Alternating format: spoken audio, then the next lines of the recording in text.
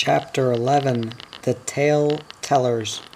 We sold our 10, anxiously we looked on, Jim Bell watching the buyer like a hawk, for this was a matter of professional pride with Jim.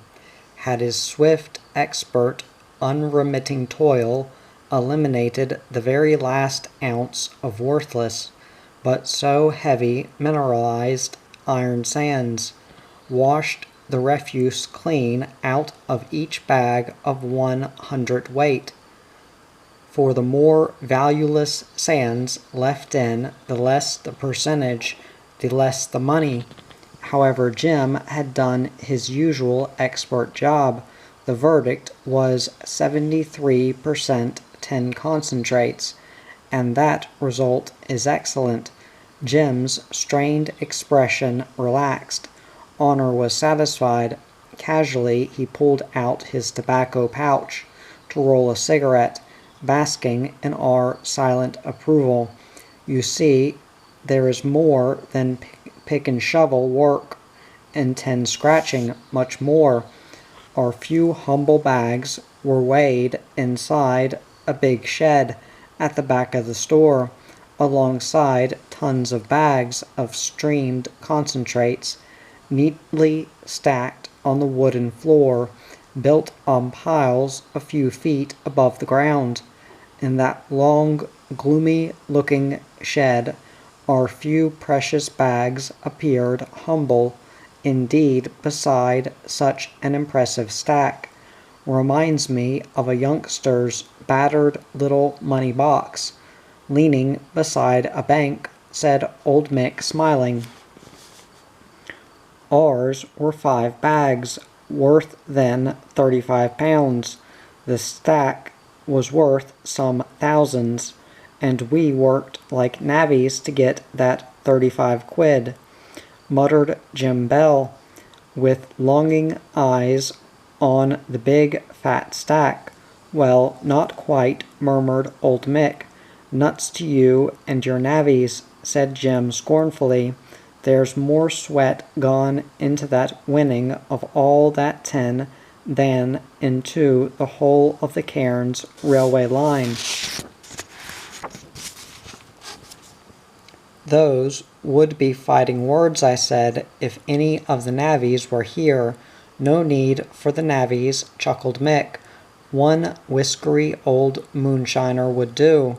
The business-like tin buyer smartly opened each bag and thrust a long, narrow-grooved iron sampler right down through the contents, deftly with a twisting motion. Withdrawing this tubular arrangement, he emptied the tin pellets contained into a saucer and swirled it round, gazing with critical eye. Thus he assayed each bag. It takes practice, but a good man can assay tin thus, estimates the few grains of sandy impurities amongst the 10 grains. Thus he values the contents of the whole bag. As a rule, the result is anything from 68% tin to 73% tin, though phenomenally pure can go as high as 75%. Generally, it goes between 70% and 73%. A good streamer always tries, that is, expertly slaves, to work his tin up to 73% clean.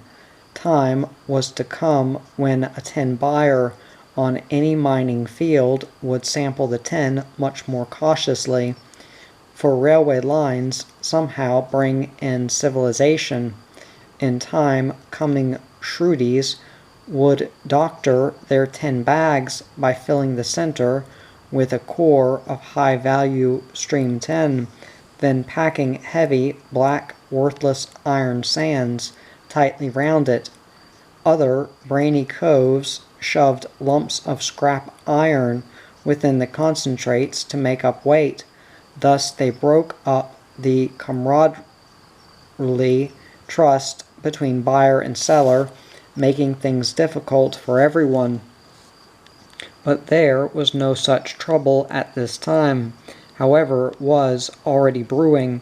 As the buyer weighed our bags, we yarned with Scragg Watson, who with his mate worked a few miles out in a rock-bound gully towards the dry river. He was a scraggy-looking little chap, frowning at the fat tin bags stacked on the wooden floor. "How's the luck?" asked Mick. "No good," growled Scragg. "There's our 2 bags there, a month's solid yacker for 2 men for 14 quid. Not blanky wages. "You'll strike it rich some time," reassured Mick. "We all have our ups and downs. We've had more flamin' downs than ups in all the gullies between here and Cairns." Scragg frowned. "We're just about fed up, right to the eye, teeth, and back again." We received our cheque, and all hands strolled across to the pub to cash it. I noticed Jim Bell glancing sharply round, but there was no sign of the old moonshiner. What happened later, so far as it could ever be reconstructed, was this. Next day Scragg mooched away back to his claim in the hills, a weighty load of rations upon his bowed shoulders. He was frowning thoughtfully at the dusty road, puckering forehead and eyebrows against the drops of sweat that slowly rolled down his dusty nose. On those hot days, when trudging along under a load of rations, a man is soon sweating like a cab horse. I know, for at times I've been a pack mule myself, but I wish I could manage the same job today. Now, the floor of that particular tin-buyer's shed was of wooden planks, built up on piles as the usual safeguard against the whitenant pest, and, as it turned out later, it was of this underground layout of the bottom of the shed that Scragg was thinking. A tiny puff of dust rose from his iron-shod boots as he trudged along.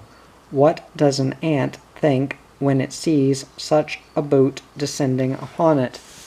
A few nights later, when the little township upon the hills was fast asleep, 2 dark forms crawled underneath that floor, and one grasped a long auger, and he sweated in earnest with an unseemly haste.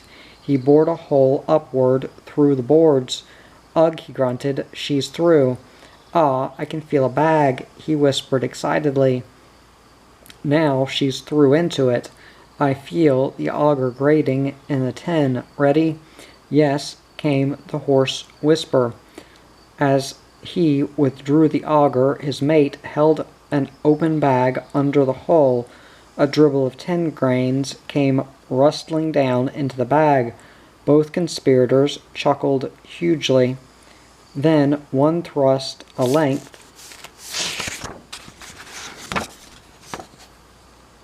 of fencing wire up through the hole and twisted it round. A spurt of stream tin came flowing down the hole into the bag. "Good," he hissed. "Bore into another bag, quick. I'll soon have this half filled," which is about all we'll get out of a bag.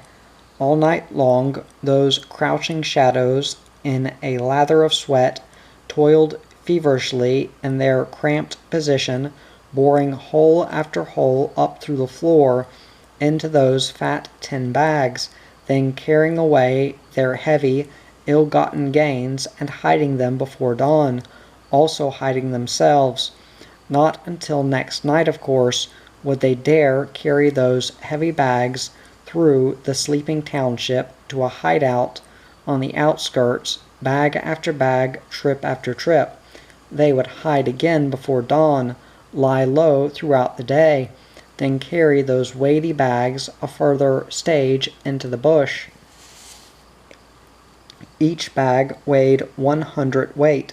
2 bags is a load for a pack horse. They had to carry those bags along a rough bush track for 10 miles to their camp by a creek. It was some little time later that two hard-working tin scratchers found a nice little patch of tin. They dug it out of their claim out in the hills, in the bed of their creek, as men will when lucky enough to find a patch.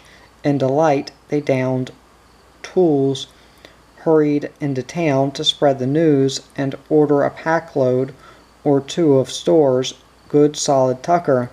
They had been living and working on damper, dripping, and roast wallaby for past weeks. Folk congratulated them, as all hands did those lucky ones who every now and again struck a patch. Our two hearties hurried back to their claim, toiled like galley slaves, cleaned up their little patch in double-quick time, and of course now could afford real pack horses to carry the heavy bags into Herberton for sale. They enjoyed a bit of a beano, of course, then boarded the train for Cairns, looking forward to a well-deserved spell.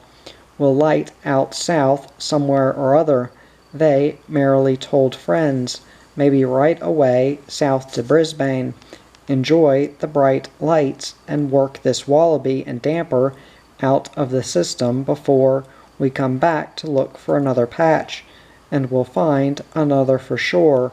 Now our luck's in. And all done up in the first new clothes they'd adorned for years, away they went for Cairns and the high lights. Soon afterwards the date became due for a certain tin buyer to train his accumulation of tin to Cairns for shipment south.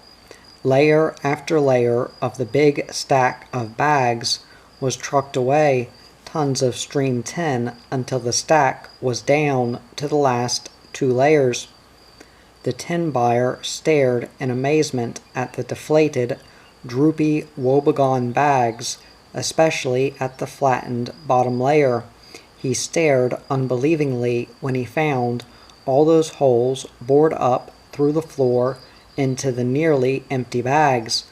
Little wonder at his concern, for he had paid out £7 for the contents of each bag, which is why he and other buyers in the other districts glumly and angrily laid down sheets of heavy iron over the floor of their tin stacking shed. Maybe those floors are concrete now, for in the years since, tin, so they tell me, soared up to as much as £1,000 a ton. At such a price each bag would be worth £50. Oh, shades of all the old tin scratchers past and gone, and the still living museum pieces of my own day. Oh, old Mick Moore and Jim Bell, old Brooks and Tommy Turley and Long Stewart, Tim and Monty and the Baird brothers, the Shiptons and Bow Wow, and Lenny Lawson, and I could easily remember 200 others of us Knights of the Fork and Banjo. If in those days, when toiling from dawn to dark, we were happily on Easy Street, if making a bag a week, oh, what if that bag had been worth £50, and that before the days of dynamite taxation? Ah, away from such dreams of paradise, let's flop back to earth. An occasional visitor to the council fire was old Clary, a grizzled relic of prehistoric days, who delighted in yarns of the Baron Munchausen type. On this particular evening, Mick and Jim had been yarning of champion mean men they'd met in their variegated lives, while old Clary sat puffing at his pipe, awaiting his chance, and seized it. Yes, them blokes were mean, but I know a publican out Cunnamulla way, he began reminiscently. he was so mean he'd skin a louse for its hide and sell the salt, skin it clean, as he used Turskin, the shearers, of their checks. He used to brew his own fire water, no fear of him buyin' real grog, and that gut burner was real poison, not lolly water like weak strychnine. One day he carelessly left a bucket of this same home-brewed whiskey in the backyard. He'd been flavorin' it with tobacco juice down at the cowshed. The old roan horse strolled up and sniffed it, snorted a bit, the fumes near choked him, but he guzzled it. I suppose it was the only thing he'd ever got from that publican, except hard yacker, for nothin' anyway. He croaked. He was only dead drunk, but you couldn't tell the difference. It was that sort of brew. He seemed dead as a doornail. The publican was mad at killing a horse that still had a few months' work left in him, but determined to get all he could out of the old carcass. So he skinned him, thinking he might get a few bob for the hide. 6 hours later, the old horse woke up and tried to stagger up. He did too. He was a determined old horse, one of them cantankerous sort. He tried to walk a bit. He seemed a bit wobbly in the shanks. Hoping to save him and keep the hide too, the publican killed 6 sheep and grafted the hides onto the horse's ribs. He had the sheep carcasses for the pub table. He had the old nag's hide to sell. He still had the sheepskins on the horse, and had the horse too now, if he lived. He did, and more too. That firewater must have done something to him, for he began to pick up and grow fat, and that skinflint publican made even a better bargain than he thought, for he both worked and sure his faithful quadrupled for many seasons after that, and made a mint of money out of the wool. This story quite fascinated young Garnet, the schoolmaster, such yarns being new to him. "Now, young feller Brooks," he encouraged, "I can see by your face that you can beat that one out with it." "No," said old Brooks, smiling, "I'm no good at that sort of yarn at all. But a few years back I met an old sinner who was.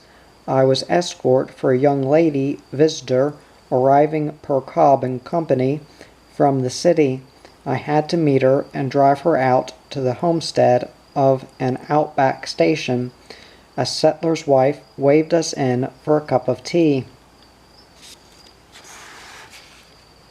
We were both glad. It was a dusty road, a long, hot drive, and the horses were only half broken in. Besides, I wasn't much good as company, and she was chattering like a magpie all the way. We were glad to sit down in the coolness of the selector's home, while the kindly wife busied herself boiling the kettle. The old man, a well-known old character, Old Henry is his name, was of course lolling at ease in a homemade chair, pipe hanging loosely in his mouth, one shoulder hunched higher than the other as usual, rubbing tobacco between the palms of corduroy hands. If a steamroller had gone over those hands, it would only have given them a gentle massage. He's got bushy eyebrows that an eagle-hawk could build its nest in. From under those eyebrows, the old devil was quizzing the girl. She was a good looker, too, all eager with curiosity at the strangeness of her first visit to the real outside bush. She'd expected black fellows to jump out at us from every tree along the road. I had a feeling she was a bit disappointed. "Oh, what great big horns," she said. gazing up at a tremendous pair of horns nailed to the wall. "If you care to hear it," growled old Henry, "I'll tell you a yarn about them horns." "Oh, do," chirruped the girl, all eager for the yarn. She listened to the old reprobate, and with parted lips, her big blue eyes wide open.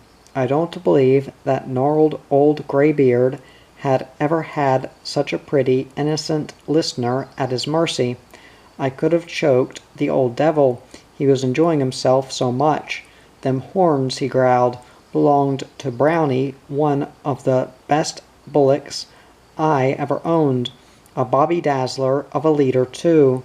He had brains, had Brownie, and they weren't in his tail neither. Well, one morning I went to yoke up the team, and found Brownie missin'.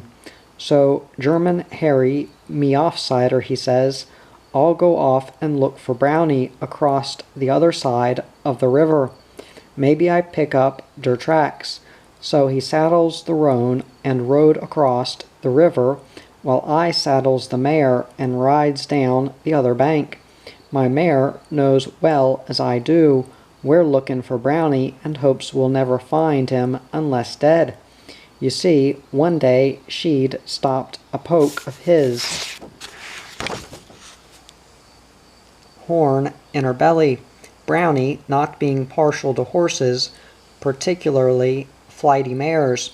Anyways, I carried a no Mexican axe slung across me shoulder. I'd honed that axe blade sharp as a razor. You never know when you want a sharp axe in the bush. Well, I'd been ridin' along for about an hour, when suddenly I pulls in me mare and looks across at the opposite bank. Lying poking out of the scrub, I sees something. "Them's Brownie's horns," I say to the mare, "and I'm glad to see 'em. Come along, and don't think you're going to throw me inter their river." So I spurs her where she feels it most, and we plunges into the river and swims across.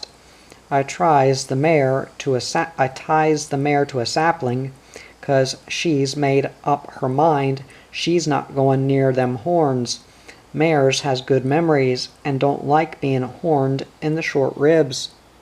Well, them things lying there sure enough was Brownie's horns, pokin' up, or rather they was pokin' out.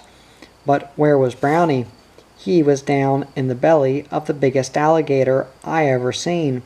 That mighty lizard had swallered Brownie right up to the horns, but them great big spreadin' horns was stickin' straight out, one each side of his jaw. I could hear a smothered rumblin' now from somewhere down below, like thunder way down the river. It was Brownie down in the alligator's stomach, gaspin' for air, and the alligator trying to gasp in air, and Brownie's horns too. That great big scaly body, just like a whale, all swollen out with the bullock inside, was quiverin' up and down like a boat on rough water. Well, I got me Mexican axe, the one with the sharp blade, and I draws that blade from the alligator's jaw right down his belly to near his tail. That alligator was fairly bustin' with the size and weight of the bullock, and the way poor old Brownie was plungin' and kickin' to get out. That gash with the Mexican axe did it. That alligator gives a long, shudderin' gasp as Brownie comes snortin' and coughin' and tumblin' outer his belly. Then that mighty lizard gives a feeble kick and thankfully passes out. I suppose it must have been a bit of relief, you know. Well, out jumps Brownie and runs like blue blazes down the scrub. I could hardly see him travelin'. You'd think old Nick was chasing him with a red-hot pitchfork. Of course, I don't s'pose Brownie had been feelin' too comfortable neither. Well, it took German Harry and me 3 whole days to corner Brownie and yard him in. He was always scared of alligators after that. though it had took the biggest one in all the river to swallow him. Well, I worked old Brownie another 3 years in the team before the ticks killed him. Them's little things, them ticks, but they're deadly. Them horns up there saved Brownie from the alligator, but he couldn't horn the ticks. Chapter 12. Gopher of the Bullerton. Old Mick Moore had composed a new poem, and was dying to read it by the critical campfire. By the way, any man with crow's feet crinkling his eyes, or with bristles of iron gray in moustache or beard, was old to Garnet and me. Quaint, I remember the shock I had a while back, when I was strap-hanging in a city tram, and a young fellow squeezed up from his seat and said, "Hey, Pop, here's a seat." I gaped blankly, but he'd really said that to me. Oh well, any chap who looked a bit scrawny around the gills was an old bloke to the young half-axes of my day. So that old Mick Moore was fidgeting to recite his latest masterpiece. Old Brooks would be there, little old Tommy Turley, Long Stewart probably, hard-bitten Jim Bell, who was solemnly middle-aged, according to our standards, young Garnet and I, and the old Bitzer dog, a Bitzer because his pedigree was bits of everything, even to a touch of donkey, according to Jim Bell, who knew Mick was fond of the old cunning dog. So round the campfire that evening, with pipes alight, we comfortably sprawled, awaiting the treat. "Oh, spit it out," ordered Jim.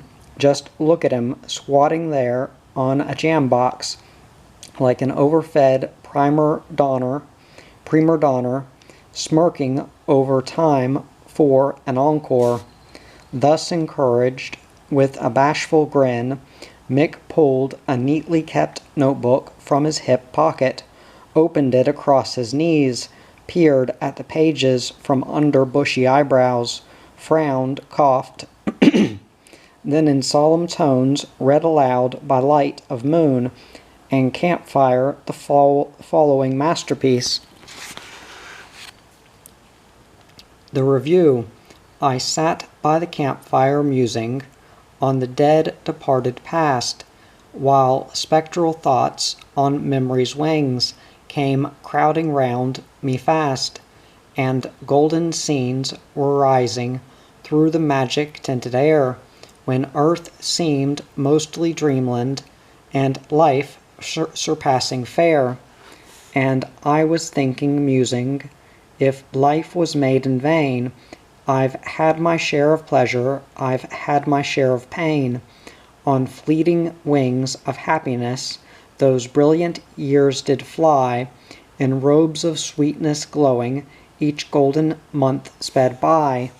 Then life was a sparkling Eden, where every dream proved true, while youth remained my bounty, and hope my pleadings knew. My musing now is changing to a misty fog-bound land, and I was gently veering to Tassie's rugged strand. I thought old friends were round me, and old familiar scenes, and I forgot the bitterness that follows after dreams.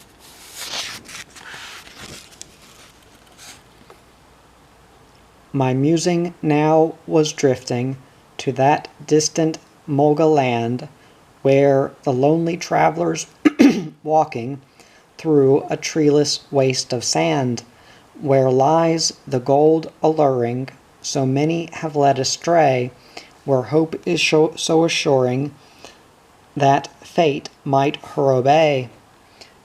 The fire burns low, the moon has gone, the sky is sullen black, with never a thought like a silver star to shine through the future track. The past has gone, the future's near, a vista of dragging fears.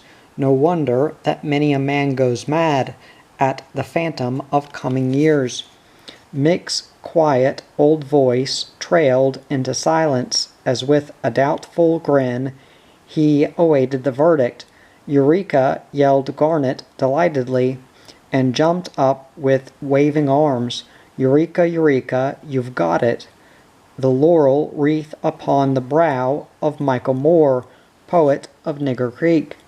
His poetry to be acclaimed by the schoolmaster, Mick undisguisedly beamed at the disapproving visage of Jim Bell. When I joined in with congratulations, old Mick was sublimely content, for I haven't told you before I was gopher of the Bullerton. Old Brooks leisurely filled his pipe, smiling all through his beard. "No one would ever guess you had such learning, Mick," he said. "Not until he wakes up," growled Jim. "What did you want to pull his leg for?" he demanded of Garnet. "He'll be useless for a week now, mooning about the place like a stuck-up milking cow."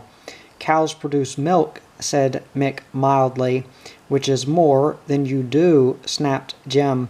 But little Turley chirped into the congratulations, and there was a quiet compliment from young Gollygolly, Garnet's scholar, and Mick's cup was filled to the brim, so much so that I couldn't help saying that I'd be blessed if I didn't try to compose another poem myself, and see if I could do anything near as good.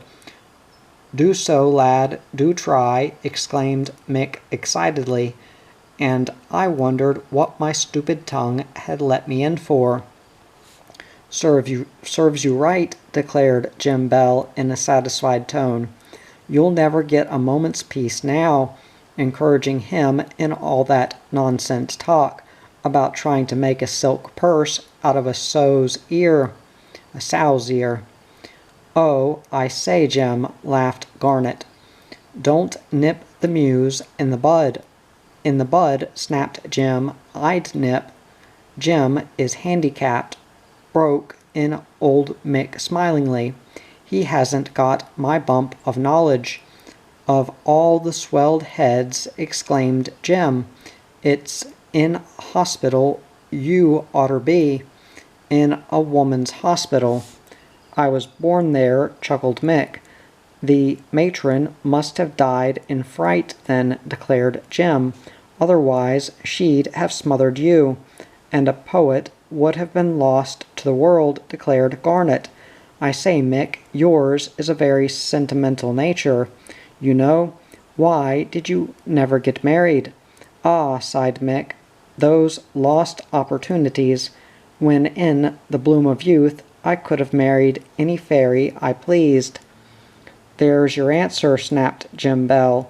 "Fancy a baboon like that pleasing anybody, let alone a woman.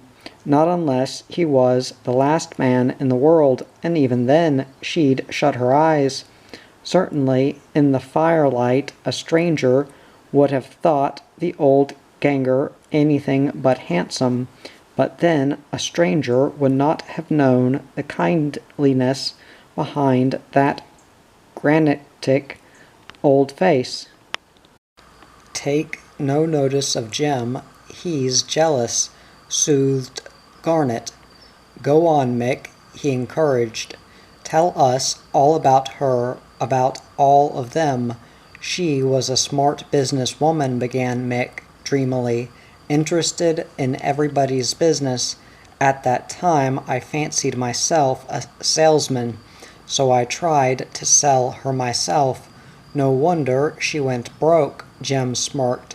"No," sighed Mick, "it was me who went broke.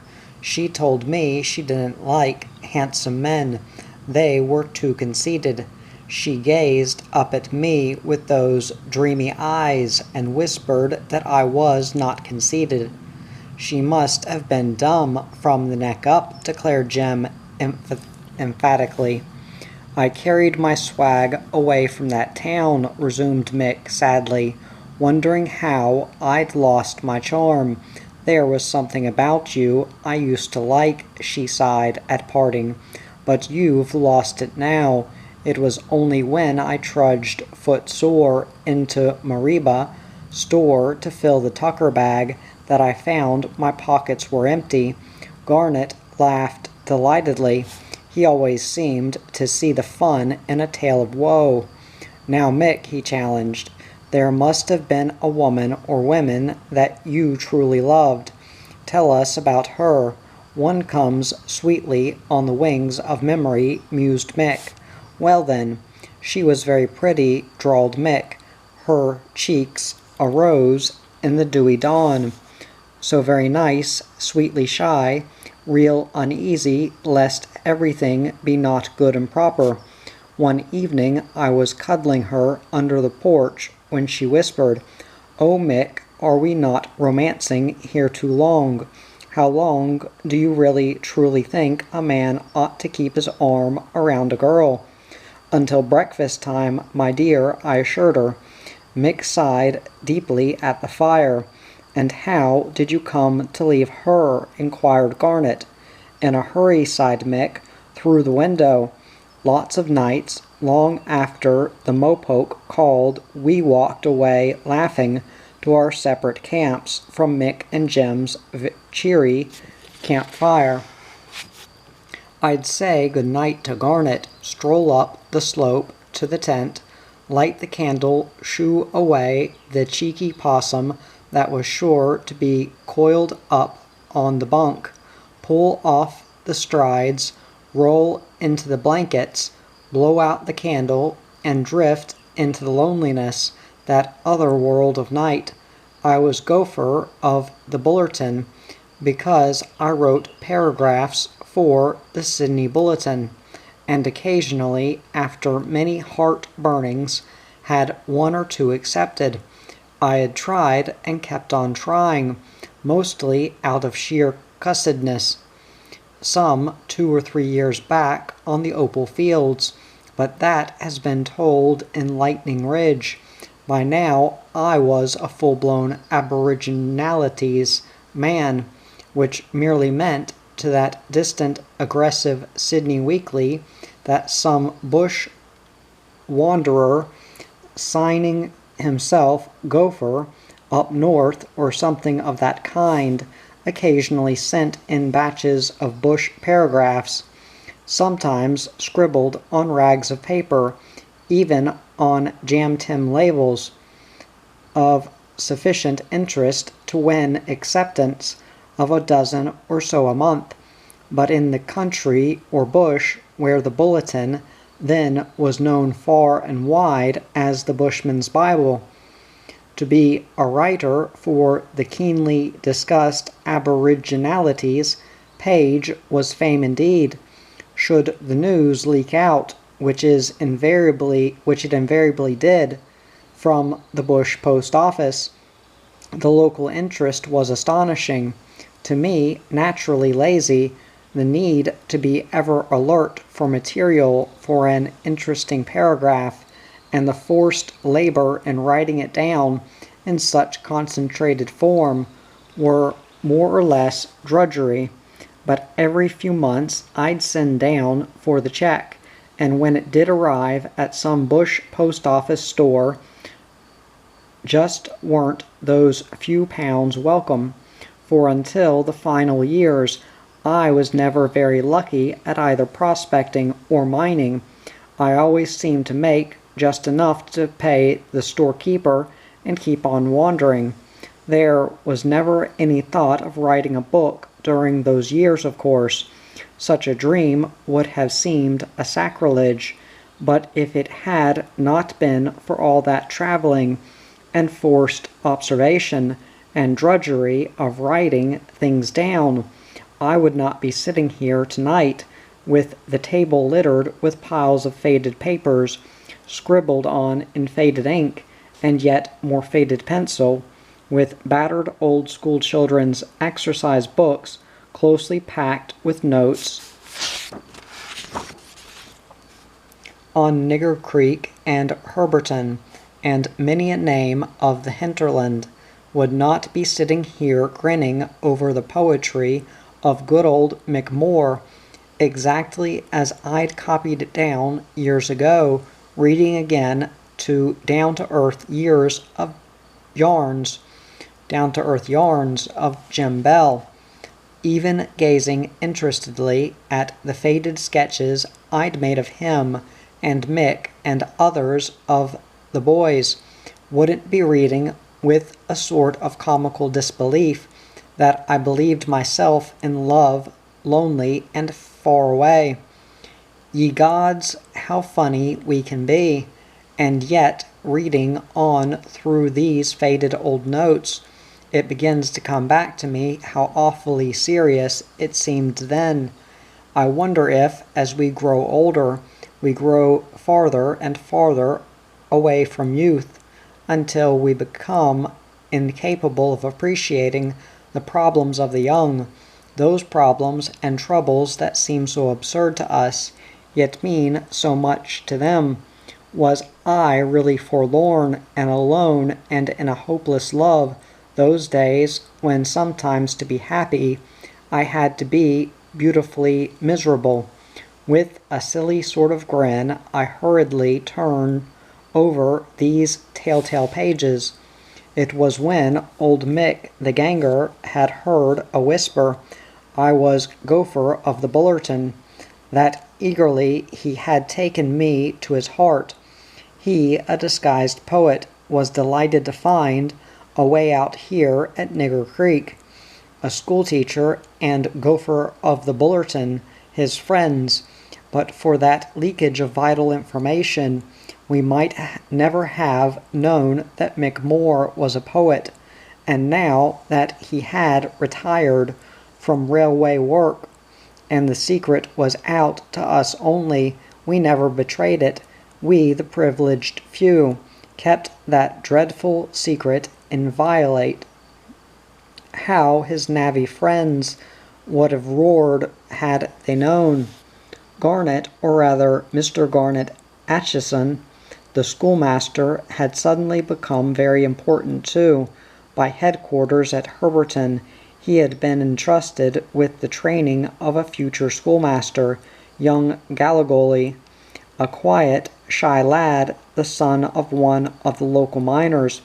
He had distinguished himself at the Herberton school, and Garnet had been entrusted with the job of training him for his schoolmaster's exam. Since Garnet was taking his responsibility very seriously, we did not see so much of him now. Eventually, young Gallagolly would pass his exam with flying colors, to Garnet's enthusiastic delight. Interesting indeed can be the future. We little dreamt in those cheery days at Nigger Creek that Garnet, the young schoolmaster, was destined to train many thousands of Queensland children, to realize, even more than his ambition could have been, that he was to become one of the real big men in the go-ahead Queensland Education Department.